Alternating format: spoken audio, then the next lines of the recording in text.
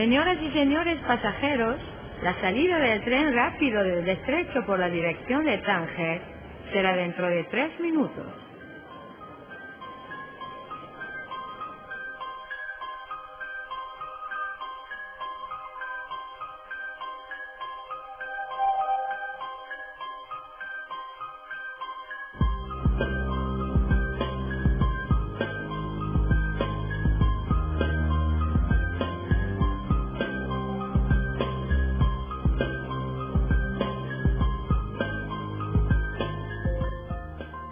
Le détroit de Gibraltar, l'une des voies maritimes les plus fréquentées, constitue avec une distance minimale entre rives de 14 km un point de rencontre entre l'Europe et l'Afrique et un couloir de circulation nord-sud.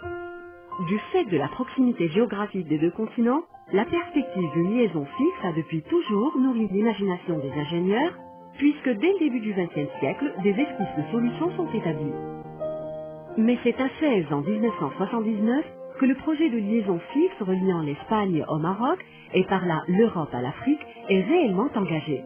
Feu Sa Majesté Hassan II et Sa Majesté le roi Juan Carlos Ier ouvrent alors la voie à la première démarche structurée permettant d'engager les études de faisabilité de ce qui pourrait constituer l'un des plus grands chantiers du monde. Ce signal fort illustrait la qualité des relations entre les deux pays, consolidait la place du détroit de Gibraltar dans les échanges entre l'Afrique et l'Europe. Un accord signé par les deux gouvernements en octobre 80 institue un comité mixte maroco-espagnol, véritable organe de direction du projet, et deux sociétés d'État, la SNED à Rabat et la CESEG à Madrid, en charge de l'exécution des programmes d'études. Les premières investigations sont encourageantes et le projet suscite aussitôt l'intérêt des Nations Unies et du Conseil de l'Europe.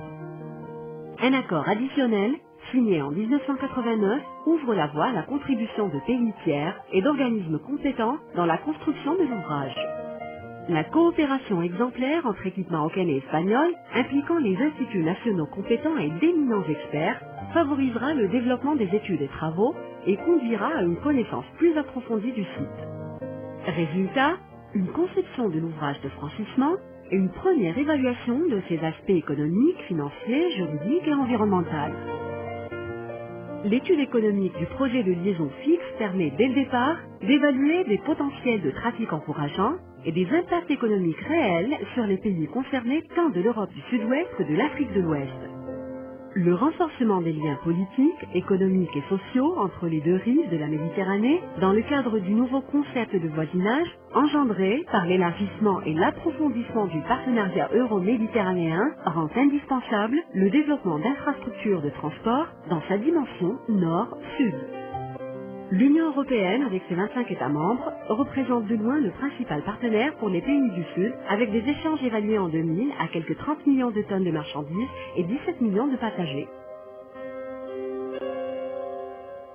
La configuration du détroit de Gibraltar présente deux corridors caractéristiques.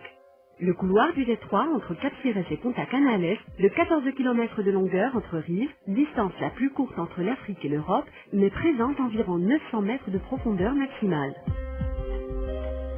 Deuxième corridor, le seuil du détroit entre Tanger et Tarifa, de 28 km de longueur entre rives et environ 300 mètres de profondeur maximale. Il constitue la route la moins profonde entre les deux continents. Aux yeux des ingénieurs, c'est ce dernier couloir qui présente la meilleure combinaison entre distance et profondeur pour l'implantation de la liaison. Une fois les types d'ouvrages non conventionnels, ponts sur appui flottant et tubes immergés, évalués puis écartés, le processus s'est focalisé sur deux schémas. La solution pont sur appui fixe et la solution tunnel forêt ferroviaire. Pendant près de 20 ans, des efforts intenses sont déployés dans les investigations. Ils aboutiront progressivement à une meilleure connaissance du milieu géologique du détroit. À terre, des sondages totalisant un linéaire de plus de 4000 mètres vont appuyer l'interprétation de la phase cartographique. Et pour étudier in situ les formations géologiques affectant le projet, 3 ouvrages expérimentaux majeurs sont alors réalisés. Sur la rive sud, celui de Tanger. Sur la rive nord, le puits de Bologna et la galerie de Tarifa.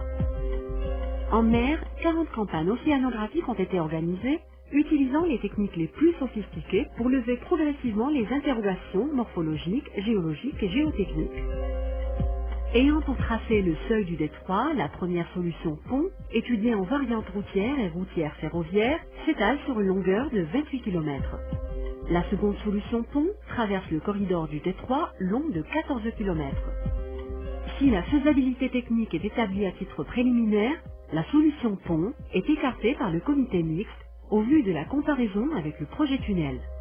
Un coût plus élevé que celui de la solution tunnel, des incertitudes technologiques, l'interférence avec la navigation du détroit et les risques de collision qui en découlent, son impact préjudiciable sur l'environnement dès les phases de construction et son incompatibilité avec une réalisation par phase suivant l'évolution future des trafics. La solution tunnel, retenue pour le projet, consiste en un ouvrage à 3 tubes, foré sous le seuil du détroit, conçu pour la connexion de trains pour passagers et marchandises entre les réseaux ferroviaires marocains et espagnols, puis pour le transbordement sur des rames navettes de véhicules routiers, légers et poids lourds, entre deux gares terminales, l'une près de Tarifa, l'autre à Tanger. Cette solution comporte un système de transport similaire à celui du tunnel sous la Manche, ouvrage qui représente sur les plans construction et financement un antécédent déterminant pour le projet sous le détroit de Gibraltar.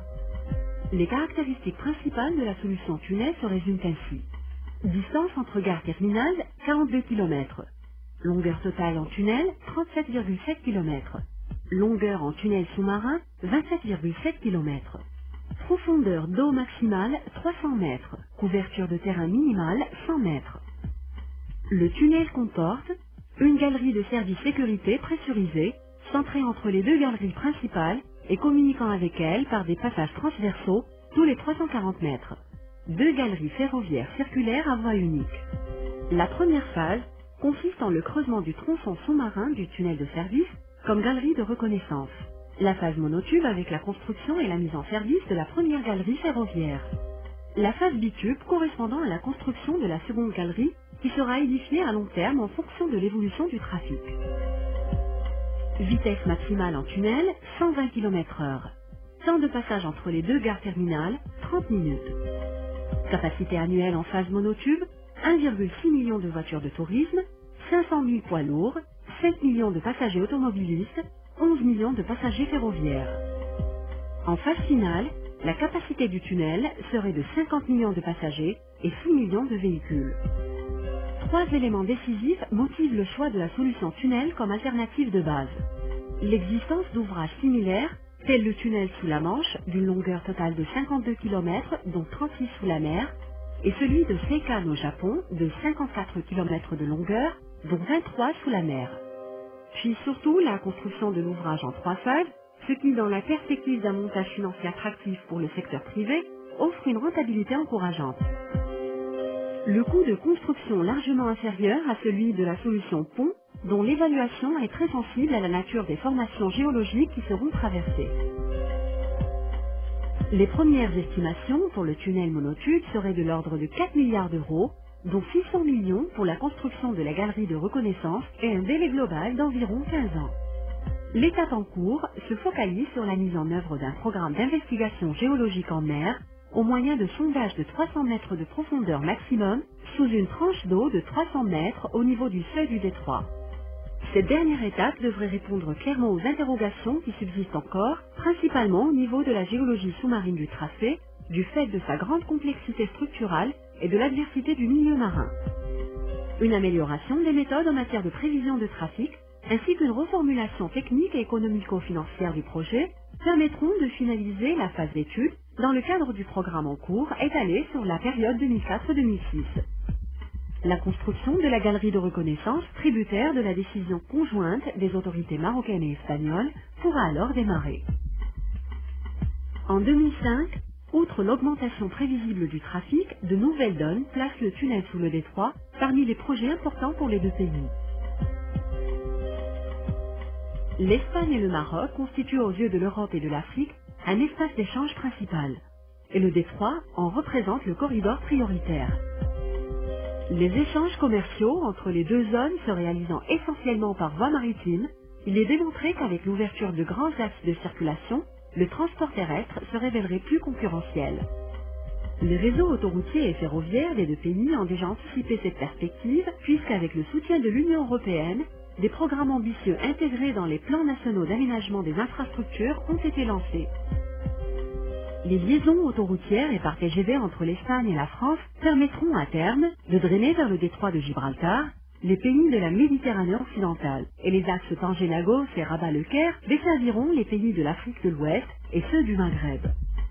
La perspective d'une zone de libre-échange euro-méditerranéenne est pour les promoteurs du projet un argument de taille, car la liaison fixe sera en réalité au cœur du système d'échange Europe-Afrique. Le gazoduc qui traverse le détroit et l'interconnexion électrique entre les deux pays renforcent l'idée d'un développement conjoint. Les projets engagés par Sa Majesté Mohamed VI dès son intronisation pour le développement de la zone nord, tels les zones franches, les nouveaux sites balnéaires, le port de Tanger-Med et la rocade méditerranéenne, constituent pour le tunnel sous le détroit des leviers décisifs. Avec un temps de transit de 30 minutes, la possibilité de travailler dans une rive et de résider dans l'autre marquera le début d'une nouvelle dynamique économique et sociale entre les deux pays. المرجو من المسافرين القاصدين مدينة ساريفا الالتحاق بأماكنهم.